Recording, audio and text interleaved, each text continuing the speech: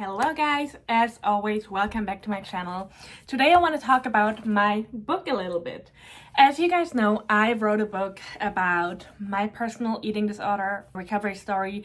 I also mentioned some things from my eating disorder as well, but I try to keep it as low as possible, not to mention numbers, all that kind of stuff, because I know how triggering it can be. So my goal was actually to write a book that helps you, that motivates you, that includes the science behind eating disorders and also science behind recovery that helped me a lot to stick to recovery.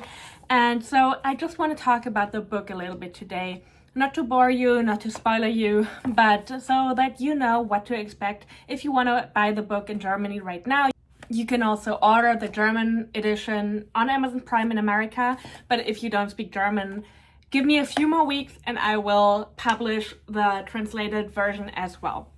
So I always loved to write. It was always my dream to publish a book. I published my very first book a year ago. It was about me walking the Camino and the things I learned about myself, but also all about life when I walked the Camino. I've been working with an online magazine for probably 7 years now, and I always loved writing a lot. So I actually started my first attempt to write a book about my eating disorder and about my eating disorder recovery in 2016 when I was in the depth of my eating disorder, which of course didn't work out. I actually started and I thought once I start writing, I'm going to recover and then I'm going to tell everyone about my story. But as you guys know, I unfortunately stuck to my eating disorder way longer.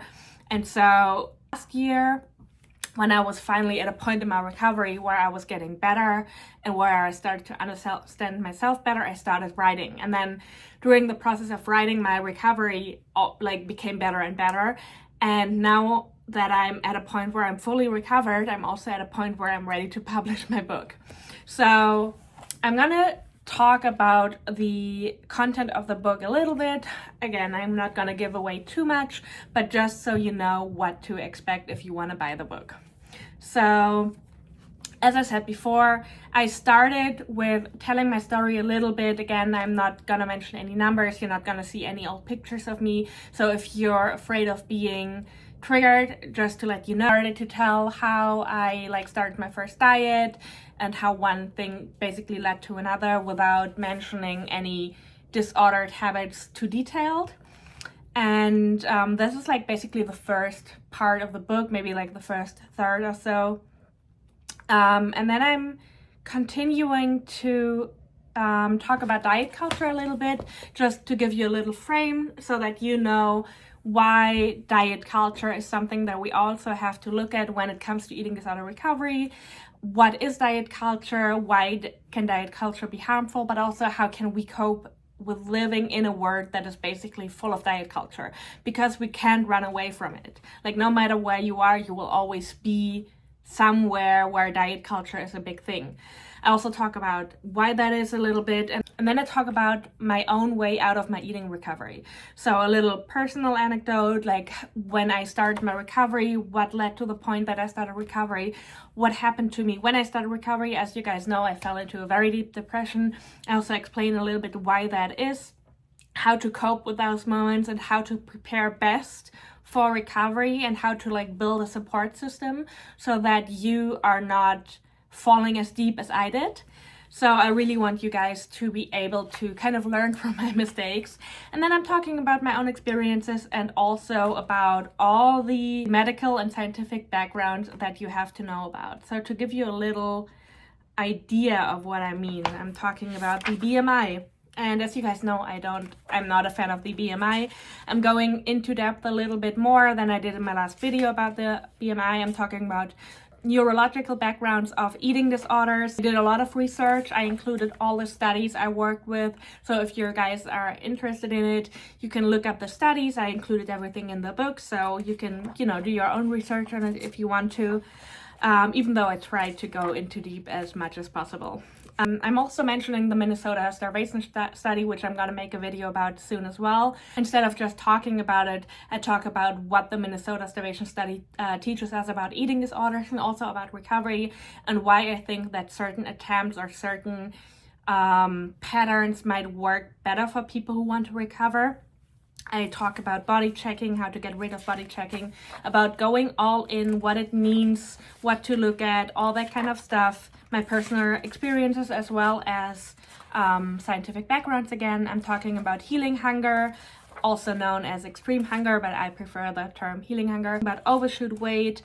And then we have a huge chapter, which is basically pretty much half of the book. What I wish I had known earlier in my recovery. We're talking about water retention. We're talking about fatigue. We're talking about the recovery belly. We're talking about overshoot weight and the physical and mental consequences of overshoot weight. Talking about changes in your bodily functions. Talking about intuitive eating and intuitive starvation. We're talking about seeing a dietitian, about meal plans. We're talking about extreme hunger or binge eating. What do they have in common, but what are the differences? How do you know if it's extreme hunger or binge eating? We're talking about going vegetarian or vegan in recovery, talking about digestive issues, about your new life in recovery, dopamine highs. We're talking about the feeling to be late in life because of your eating disorder or because of your recovery. And we're also talking about being afraid of the end of recovery, which is also something that many people struggle with. We're going to talk about scarcity mindset and what kind of scarcity mindsets there are and how they are all connected in eating disorders as well as in eating disorder recovery. We're going to talk about being afraid to try out new foods, but also being excited about it. In the end, I'm gonna have some takeaways for you. I have some recovery tips, some quotes that actually helped me a lot, and also some tips for friends and families. So if you guys are interested, check out my new book. The German version is called Ausgehungert by Marlene Schmidott. It's available on Amazon. And as I said before, the English version is going to come out soon. So if you made it that far, thank you so much for watching. If you have any other questions, let me know in the comments. I'm definitely going to make more videos about certain topics I mentioned in the book as well. And until then, I'll see you in the next one, as always.